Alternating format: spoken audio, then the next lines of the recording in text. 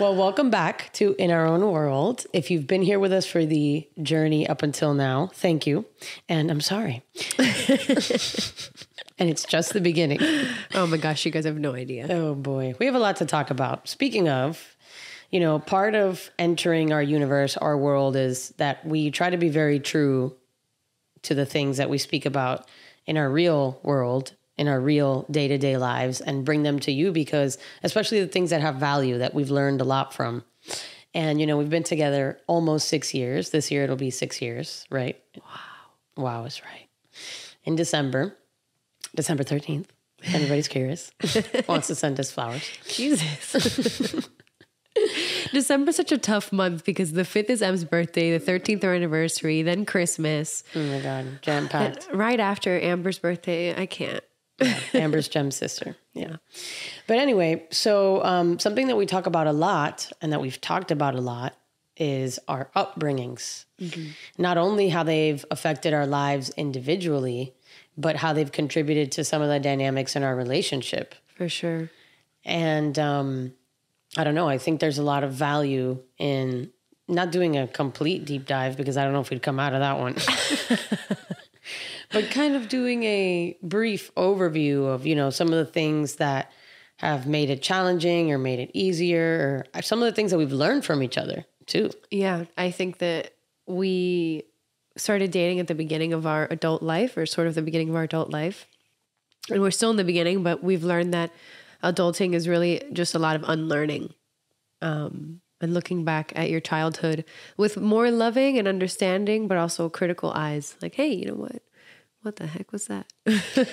Critical and also forgiving, because I can tell you from my perspective, I idolize my parents. I still do. I look at them as heroes. They can do no wrong. And that kind of does your parental unit in any form a disservice, because we're all just human beings. And if you think about it, though, I feel like most parents do that up to a certain extent. I mean, like, they provide their children with the concept that, like, they are the one all be all of their life. And for a while, I mean, you are. But then there's a transition there that has to take place. It's the mother bird pushing the baby bird out of the nest. And sometimes it's difficult, but not any less necessary. Yeah, I think it's very important. I also think that, a lot of the things that we analyze about our childhood, I can tell you when I go to have children, I will apply a lot of, my analysis of my childhood onto how I am as a parent. I feel like if you're a responsible parent, you do. And you do so consciously. And I think that that's something that you and I are both doing together in our own way, and sort of holding a mirror up to each other throughout the process, which is difficult but healing. Because, through your eyes, I'm learning about myself. And I know that, at least I think, through my eyes, you're learning about yourself. And like I mentioned, there's a loving part to it. And it's like the part of your childhood that you want to apply to your children. The things that I'm sure you recognize in me and that you're like, oh, hell no, that's not going to go on with my kids. And same thing with you, Yeah. I mean, do you remember the first thing, like what was your first memory of your childhood? Do you remember? Right now, I remember just what came to mind is one day I was at my grandma's house and I spent a lot of time there because my mom was so young when I was born. She was 19. Well, she was 18 technically when she gave birth, but she's also an August baby. So 2 weeks later, she turned 19. And I remember being with my grandma, and for some reason, and I'm still this weird, I love to eat Jell-O with like saltines. Ew. Galletica de soda. Oh. And I would sometimes, like eat the Jell-O and then eat the cracker, but then sometimes I would just like break it up and put it in my Jell-O. And I just remember being like 3 or 4 and like eating Jell-O at my grandma's, just as happy as can be. I like that. Except the disgusting combination of food.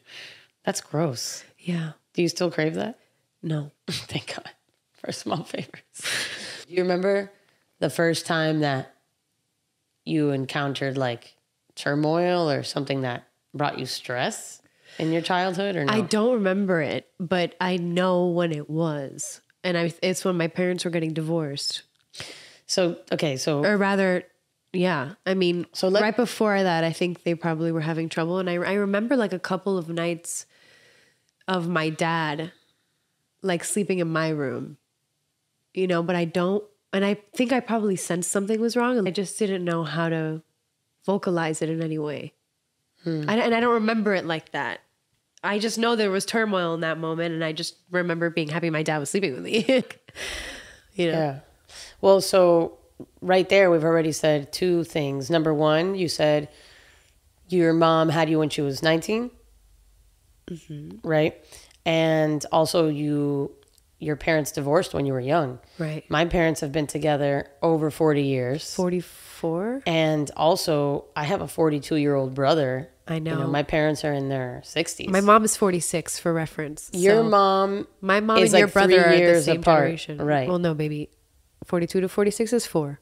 Oh, okay. One more year. Yeehaw. But they're very close in age. And I think that... But they're very different. They're very different, despite being close in age. No, yes. But I also think that the generation that you come from influences how you raise your children. You know, like my grandma, she didn't kiss my grandpa until they were married. Even when they left the church after their wedding, she had her mom ride with her in the car because they hadn't legally signed the paper yet. And do you think that your parents being divorced like influenced who you are? Yeah, but there is some value to What's it. the value? I feel like being, you know, watching like my friends around me. I mean, I had a lot of friends who were divorced. I mean, my best friends growing up, unfortunately, they lost their dad. So their mom was also a single mom. Even still, like, I guess not having like the ideal nuclear family situation. I put it in air quotes because I do think it's all crap. But not having that when I was younger showed me or brought some kind of toughness out of me. Brought like a little bit of, you know, I wasn't, in a bad way, my innocence was sort of robbed of the world. I never thought that the world was all rainbows and butterflies. Right. I obviously couldn't have been. But that's a blessing. Like in disguise. It's a blessing in disguise because it's tough, but I feel so prepared for life. Not obviously completely, you know, devoted to the fact that I'm come from divorced parents, Right. I feel like I can pretty much withstand anything that I need, that I want to. I think, for example, from my perspective, right? You know, I heard somebody tell me the other day something that I'll never forget, which is incredible. She said, you know, you have to, if you put a lot of weight, it says quote in Spanish, but I don't remember it exactly, so I'm going to paraphrase it. Probably butcher it. But like if you put a lot of weight on your children's back, that's the only way that their feet will be firmly on the ground, you know. And metaphorically, obviously that means the more responsibility and the more pressure, in a sense, you know, healthy pressure that you put on your children, then as you say, they'll be more prepared for the world. They'll be more grounded and understand what's really going on here.